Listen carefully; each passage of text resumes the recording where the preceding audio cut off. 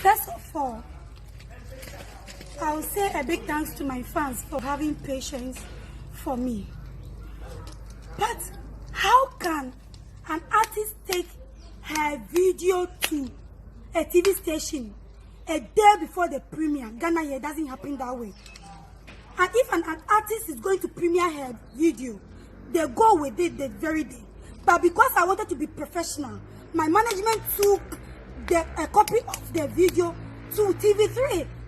Yesterday, they even previewed it and said they liked the video. Listen to it. If you watch the interview today, after they finished interviewing me, the interviewer was like, "We are going to play your video, but first, let's dance Ataa Adwoa." So he made me know that they are resetting my video, but he wants us to dance Ataa Adwoa first.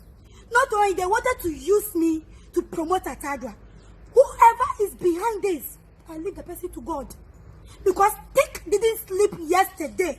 He was in Kumasi. He has to fly to Accra just to give my video to TV3. And people want to sabotage me. Watch out. I know Cardi B is not going to be happy about this. This is why I want Cardi B today.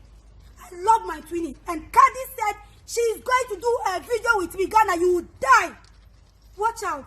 Tick and TN record, we are not going to sleep. You are scared. You are scared of Akuapim Poloo. And I will never rest. I will sing and sing. And watch out for something better. Bitches. Bitches. If they pay you, watch out for my music video. It's going to be on YouTube.